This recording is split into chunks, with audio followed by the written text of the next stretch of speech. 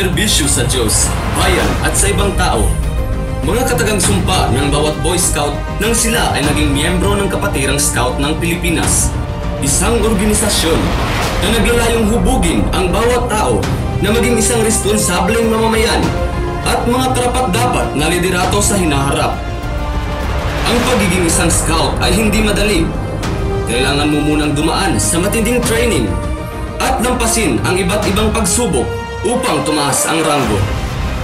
Eagle Scout, ang pinakamataas na parangal na pwedeng makuha sa isang Boy Scout. Magaling, matalino, at matapang, ilan lamang sa mga katangiang dapat taglay upang makuha ang parangal na ito. Inihahandog ng Boy Scout of the Philippines, Zamboanga del Sur, Pagadian City Council ang isang dokumentaryong palabas na kung saan ipinapakita ang lakas, galing at tatak bilang scout. Ito ang 2017 Survival Camp for Scout Emergency Training Course.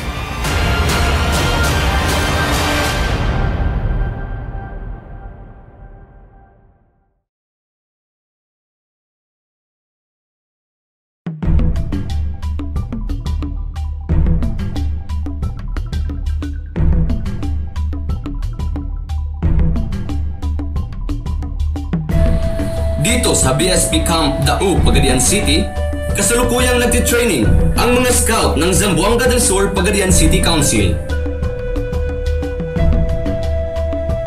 We are conducting now the 5-day survival camp for the candidates of scouts, of which we have 230 participants for the 5 courses. Ayon kay Scout Leader Heriberto Sumalinog, ang Council Scout Executive ng Zamboanga del Sur, Pagadian City Council, this is a great challenge. Always prepare you not only to become an Eagle Scouts but to become good citizens in the community as well as in the entire country. Hindi naman daw masyadong pinaghandaan ni Scout Leader Adonis Saldania ang ECL ng training. Kahit anong training sa Eagle Scout o Good Batsman, ito pinaghandaan bilang ECL o bilang SPL. Dahil iba't iba kasi yung mga katangian ng mga tao, ng mga trainees. So depende na lang kung ano ang response nila, yun din papaano ko sila dalhin. This training is intended for the character development because Scouting is education for life, it's total human development. It's preparation for skills for self-reliance, it's citizenship training, and most of all, community service. Dumaan sa iba't ibang pagsubok ang mga kalahok. Kalaban nila ang pagod at ang init ng araw. Dagdag pa dyan ang paulit-ulit na mga sermon bilang takda ng kanilang mga mali. Ang importante, ma-meet ko yung 3 core ng Boy Scout na kung saan nandyan yung humility, makuha nila, nandyan yung equality na makuha rin nila, at saka yung unity. Bonifacio Apia is complete, sir!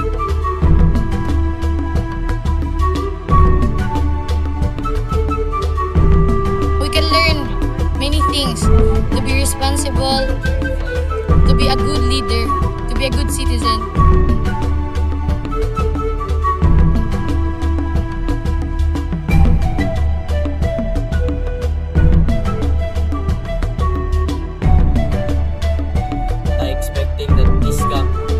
Improving myself, I respect myself, I respect people, my dignity to others, and I also respect the nature, how it gives importance to other people.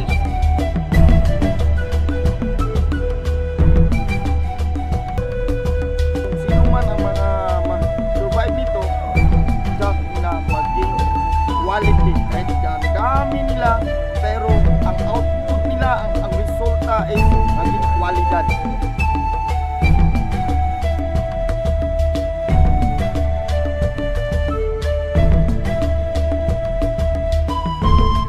I learned that respect will also begets respect. That's why I wanted to thank our beloved Governor, Tony Cerillas, for having this kind of activity, the mayor for supporting us to come here, the staff of this training, and most of all, our guide. Going into trainings or camps is very fun and also fascinating at the same time. Ako ginigandaan to be a good citizen. Saan pagka-independent nga tao, saan pag-possible nga leader.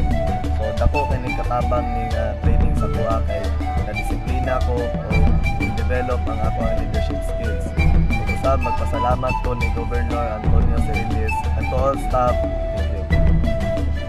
Para sa atin na nakapagsanay na ng 5 araw para masungkit ang medalya ng Eagle Scout, dapat talaga gawin natin ang lahat at masunod natin lahat ng mga bagay na may magagandang maitutulot para sa mga nakakabatang nais na maging modelo kagaya natin.